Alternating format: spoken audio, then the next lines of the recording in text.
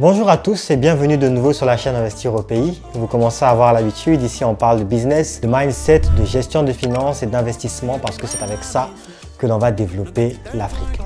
Il y a une phrase très connue de Jim Rohn qui dit que nous sommes la somme des 5 personnes les plus proches de nous. Nous sommes la somme des 5 personnes avec lesquelles on passe le plus de temps. Alors, on n'a pas tous dans notre carnet d'adresses les numéros de Bill Gates, Jeff Bezos et de tous les plus gros succès mondiaux. Par contre, il est tout à fait possible, grâce à Internet et grâce à l'ère moderne, d'apprendre de l'expérience de ceux qui les ont côtoyés directement. Richard St. John, c'est un écrivain, c'est un conférencier qui a passé 7 ans de recherche et plus de 500 interviews avec les plus grosses fortunes et les plus grosses réussites mondiales, que ce soit dans le domaine de l'entrepreneuriat ou même dans le domaine du salariat, pour leur demander quelles étaient les clés de leur succès. Il a rassemblé le résultat de toutes ces interviews dans une conférence TED qui date de 2005. Je vais vous résumer dans cette vidéo les 8 clés de la réussite qu'il a découvertes qui sont réellement les paramètres et les traits de caractère à développer pour réellement avoir du succès. On se retrouve après le générique.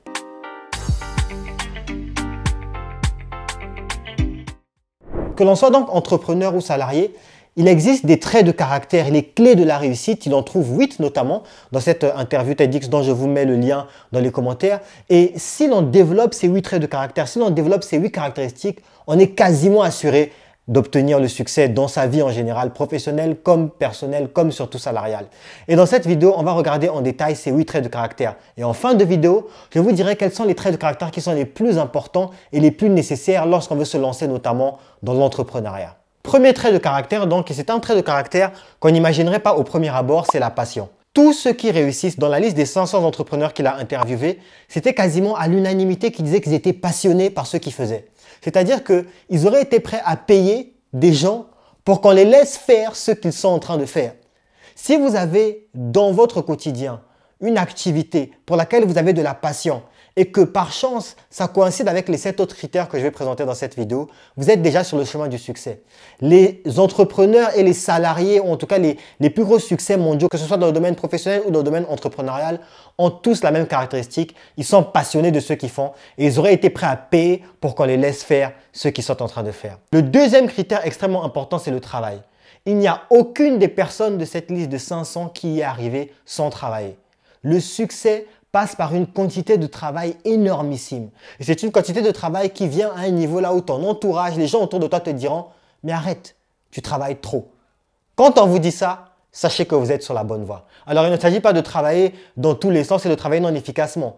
Le but au cours du temps, c'est de développer des méthodes de travail qui sont efficaces, efficientes et qui permettent d'aller plus vite que la moyenne. Mais il faut quand même retenir à la fin que ce critère, c'est le critère de travailler fort, travailler plus, travailler sans arrêt pour obtenir les résultats que l'on veut obtenir. Le succès passe effectivement et obligatoirement par le travail. C'était le deuxième critère. Le troisième critère qui est présenté, c'est l'excellence. Dans cette vidéo, TEDx il présente le fait qu'il est important de travailler, oui. Il est important d'être passionné de ce qu'on fait, oui. Mais il est avant tout important d'être bon dans ce qu'on fait. L'excellence est l'un des paramètres clés du succès. Si vous n'êtes pas bon dans ce que vous faites ou si vous n'êtes pas excellent, vous pouvez travailler 2, 3, 4, 5, 10 fois plus que les autres. Le résultat sera le même parce qu'à la fin, les gens voient la valeur. Les gens ne voient pas le travail qui est derrière la valeur. Vous allez devoir délivrer au monde un certain niveau de valeur, un résultat. Et si vous n'êtes pas bon, vous ne délivrerez pas le plus haut niveau de résultat. Et donc, dans cette vidéo, ça m'a vraiment marqué parce que l'excellence est un paramètre clé du succès des plus grosses fortunes et des plus gros succès mondiaux. Jusqu'aujourd'hui, il a interviewé notamment les fondateurs de Google, il a interviewé Bill Gates, il a interviewé par exemple le numéro 2 de Chrysler à l'époque, qui était malgré tout un employé par exemple, ce n'était pas un entrepreneur. Donc, il a interviewé des médecins. Il s'est vraiment entouré de 500 fortunes dans tous les domaines d'activité, 500 personnes qui ont réussi dans leur vie sur le niveau professionnel et qui sont devenues des références dans leur domaine. Et l'excellence de leur travail était un paramètre extrêmement important. Quatrième critère dans cette liste, comment développer cette excellence? Il n'y a pas de secret. Développer cette excellence, c'est travail, travail, travail, pratique, pratique, pratique, acharnement, acharnement, acharnement et surtout feedback. Travailler dans son coin à fond des heures et des heures et des heures sans jamais confronter le fruit de son travail au monde, ça n'a aucun intérêt parce que ce sont les feedbacks du monde, ce sont les feedbacks des gens à l'extérieur qui peuvent te donner l'information sur laquelle ton travail est de bonne qualité ou pas de bonne qualité. Un moyen intéressant de savoir si on est sur la voie de l'excellence, c'est est-ce que les gens se déplacent de là où ils sont, est-ce que les gens viennent de là où ils sont pour vous demander de les aider sur la compétence sur laquelle vous pensez être expert ou vous pensez en tout cas être devenu excellent. Si vous avez ça, que des gens sont prêts à se déplacer, ils sont même prêts à vous payer pour que vous puissiez les aider dans tel ou tel domaine, que ce soit vous êtes excellent dans le domaine de l'organisation, vous êtes excellent dans le domaine de la médecine, quel que soit le domaine, si les gens viennent vous consulter pour vous demander « j'aimerais te payer pour ce que tu fais », c'est que vous êtes sur la voie de l'excellence. Cinquième critère qui est présenté, le dépassement de soi. Alors ce critère, il m'a un peu remué parce que dans le dépassement de soi, il y a cette idée selon laquelle on doit toujours essayer tous les jours de faire plus que la veille. Et je me rappelle dans mes premières années d'entrepreneuriat, j'avais fait du freelance pour une entreprise qui s'appelle Civitas en Afrique du Sud, qui est en fait comme un mastermind ou un colloque d'entrepreneurs pour les aider à entreprendre encore mieux.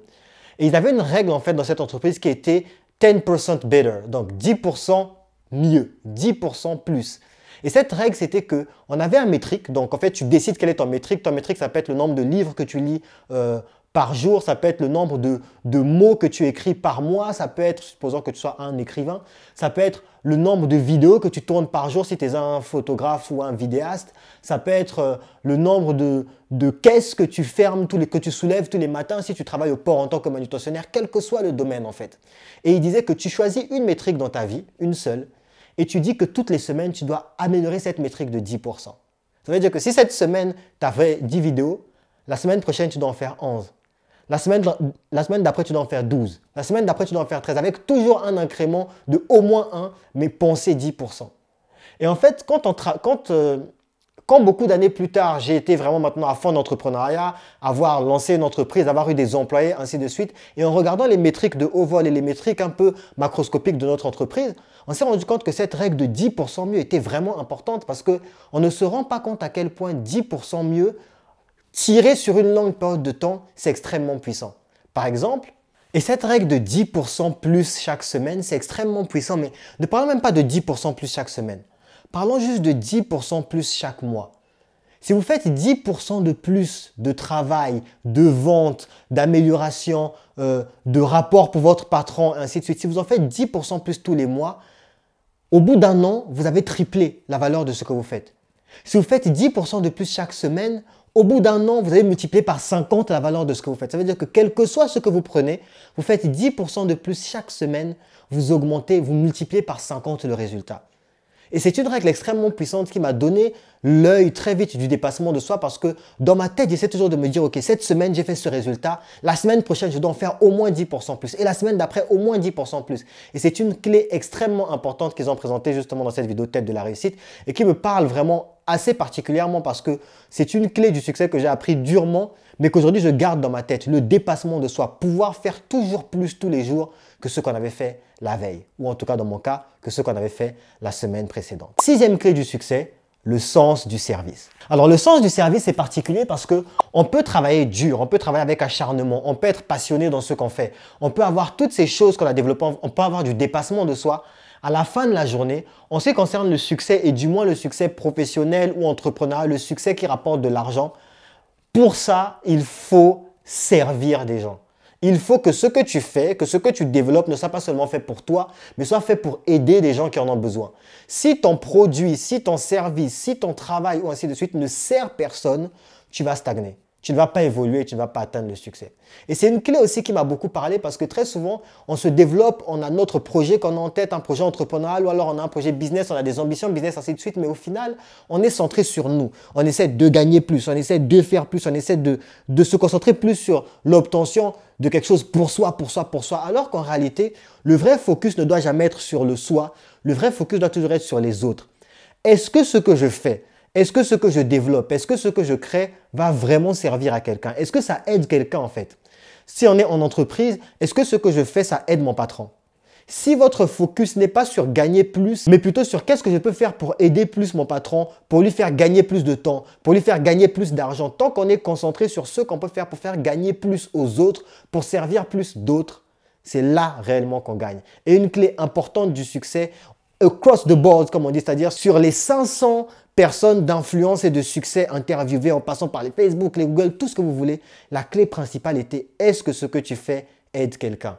Amazon, aujourd'hui tu es chez toi, tu peux commander quelque chose en Chine et ça arrive parfois le lendemain à ta porte. Toc, toc, toc, monsieur, voilà les habits que vous avez commandés, voilà les machines que vous avez commandées, ça tombe à votre porte en un jour, parfois même la même journée.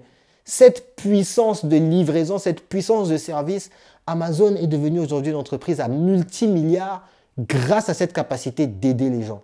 Ce que vous faites, à qui est-ce que ça sert? À petite échelle, est-ce que ça sert à la communauté? Est-ce que ça sert les gens autour de vous? Est-ce que ça sert un patron? Et si vous êtes en entreprise, est-ce que le travail que tu fais, au-delà de te faire payer parce qu'on t'a demandé de faire les réseaux sociaux ou de faire machin, est-ce que ça apporte du temps et de l'argent concrètement à l'entreprise? Et surtout, pour reprendre la règle précédente, est-ce que tous les mois, ça en rapporte 10% de plus au mois? Le 7e paramètre dans cette liste, c'est le développement de bonnes idées.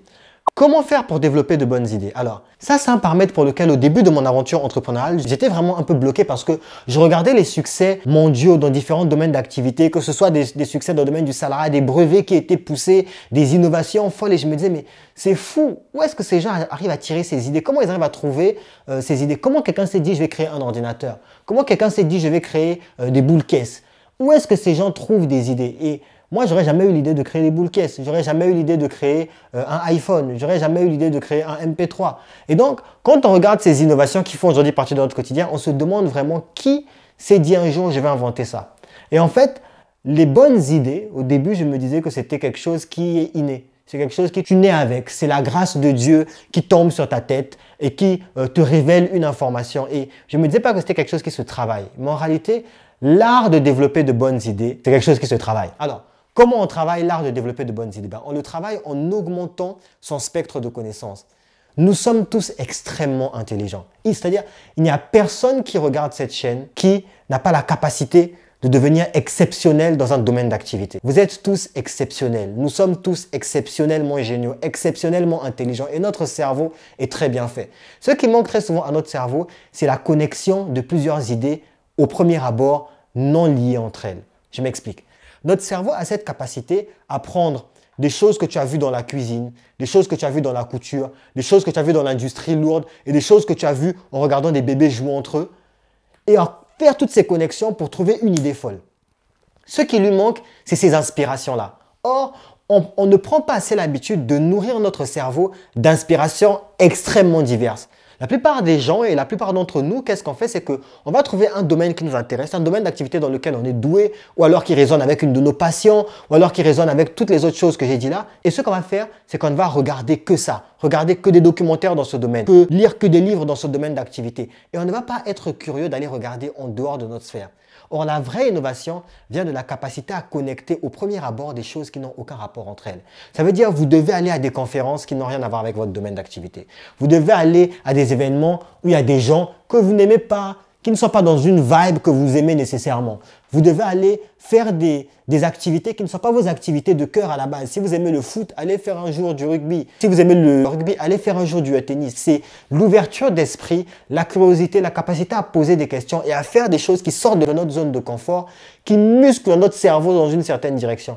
Et quand votre cerveau devient musclé à connecter des informations non liées entre elles, de là viennent extrêmement de bonnes idées. Donc, développer les idées, c'était le 7e paramètre.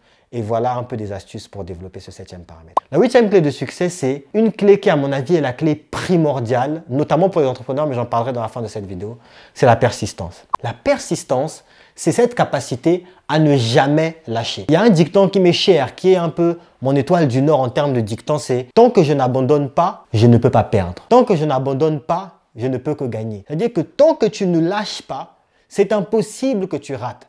Ça ne veut pas dire persister de façon bornée sans nécessairement se remettre en question. Bien sûr, il faut entendre les feedbacks, il faut recevoir les feedbacks pour s'améliorer dans la bonne direction. On a parlé notamment pour le paramètre de l'excellence. Mais la persistance est un paramètre clé dans différents domaines d'activité. Dans le professionnel d'ailleurs comme dans l'entrepreneuriat, la persistance, ça veut dire minimum 2 ans. Je dirais même plus, minimum 3 ans. Un business dont on s'attend à ce que demain, on l'a lancé aujourd'hui, demain ça marche. Écoutez, ça marche bien dans le monde des bisounours, ça marche bien le monde du business dans lequel on lance un projet aujourd'hui, demain ça rapporte des millions d'euros, mais écoutez, ce n'est pas réaliste.